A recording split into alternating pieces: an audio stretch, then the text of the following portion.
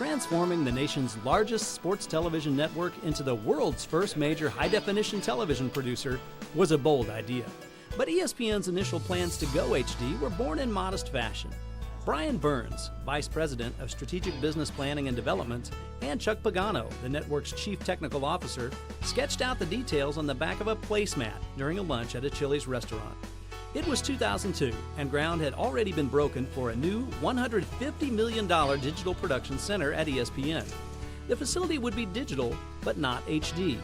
Burns and Pagano saw an opportunity to make ESPN the pioneer in high-definition production. Burns sought tens of millions more in funding and built the ESPN Digital Center as the world's state-of-the-art high-definition production facility. I don't think we understood at the time the impact we would have, but our going first was the single event that has now made high-definition television the real standard, first in the United States and now around the rest of the world. In 2004, ESPN HD was launched after months of secret planning, giving the network a sizable head start over the competition. For Bryan Burns, the son of a Missouri lead miner, reaching this pinnacle started with his college years at the University of Central Missouri. Dean Vogelaar, then Sports Information Director, saw potential in a young sports writer attending Southeast Missouri State. Vogelaar's boss, Carl Foster, approved hiring Burns as a paid staff member if he transferred to Central as a student. I didn't have any qualms about stealing somebody from Southeast because I didn't particularly like Southeast anyway. And so Dean invited him in, had a short interview, and he did a whale of a job for us. And we were really delighted that we had him on the staff. The paychecks weren't large, but they made a critical impact. It was a modest amount, but what Dean Vogelaar did not know at that time was, for my modest means, I was about to go out of college. Central Missouri Sports Information Department became a laboratory for Burns, a place to acquire skills that would serve him well throughout his career. Warrensburg, to me, and the university were the big leagues. I was allowed to write press releases and make mistakes. I was allowed to handle the media, modest as it was, but I was allowed to do all the things and practice and fail and make mistakes, and that opportunity was, for me, just like MasterCard, absolutely priceless. A couple of years after graduating, Burns and Vogelaar would reunite when Burns joined the Kansas City Royals PR staff, where he worked from 1975 to 1983.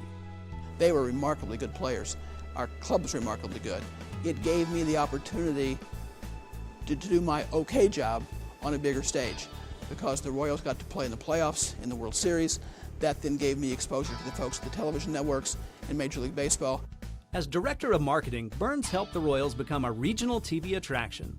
He was hired by Major League Baseball, where he was in charge of the World Series, All-Star Game, and the entire business side of MLB, where he negotiated new billion-dollar television deals that exponentially increased the earnings of teams and the league.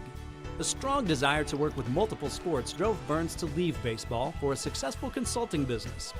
In 1996, he was recruited to join ESPN. Bill Lamb, a fellow vice president at the network, says Burns' grasp of technology is a major part of his role at ESPN. And Bryan's been attached at the hip to technology for as long as I've known you, and it's a very critical to us that he first asked, is this possible? Yes, it is possible. We need to do it this way, that way, that whatever. So he gets the answer before it's way down the stream, and it's, oh, that'd be great, but it's not possible. Burns' mastery of explaining technology makes him the perfect person to represent ESPN when the media calls. We get a lot of questions because ESPN's a leader in high-definition television. So Bryan is the guru of HD here at ESPN, and working with him and pitching him out to stories, he always comes through, has the greatest sound bites ever. Burns believes strongly in mentoring young professionals and fostering a creative work environment. Recognizing and rewarding outstanding leadership is also important. He helped to launch the innovative Game Ball program, which awards a ball to a deserving employee, who, in turn, awards it to a fellow employee 1 month later. One of the few disadvantages of Bryan Burns' career is that this sports lover hadn't attended a sporting event as a fan for 25 years. For 2 nights in March 2009, the UCM Mules basketball team changed that. It was very odd. At that basketball game, the first 5 minutes I didn't know what to do. I didn't know how to act. I didn't know how to feel. And then suddenly Sanjay dunked one, and I thought, this is pretty cool. And then I got into it. Bryan Burns' efforts continue to shape the way we watch television. ESPN recently offered an amazing 3D broadcast of the Ohio State-USC football game to a select number of sites.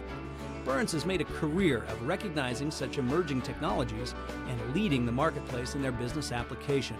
His colleagues, friends, and family know his dedication and influence extend well beyond the HD screen.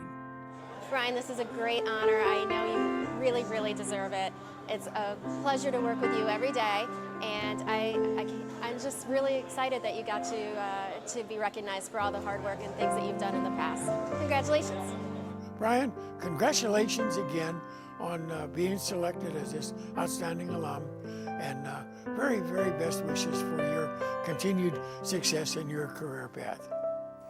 Hey Brainsy, it's been a long time since we met back in that press box for the Central Missouri Southeast football game. I think that was about 1970. Been great to have you a friend for 40 years. How about that 10-foot square office we had over in Morrow Gym where 3 of us worked out of 3 desks? We really appreciated all the great vision you had when we worked together and all the great ideas you had. That's the thing that always set you apart. We're also proud of all of your accomplishments. You've done good, man. I'm looking forward to seeing you. Bryan, Rush Limbaugh here, and it's a real thrill and an honor for me to be able to send along a short greeting. You and I both know all of your accomplishments. They're being detailed tonight for everybody in attendance, but what I want to point out is I probably wouldn't be where I am were it not for the 5 years that I worked for you at the Kansas City Royals. I wish I had time to explain to people why you mean so much to me and what a great thrill and opportunity it was for me to work with and learn from you. I'll leave that to you since you have all the time tonight and I only have 15 to 30 seconds, which is of course not much for me, but congratulations. Nobody more deserving of this award than you, and I'm happy to have a chance to say hi and congratulate you. It's all about providing students opportunities, and hopefully there'll be kids just like me who are given the same opportunity that I was given. Please join the University of Central Missouri Alumni Association in honoring 2009 Distinguished Alumni Award recipient, Mr. Bryan Burns.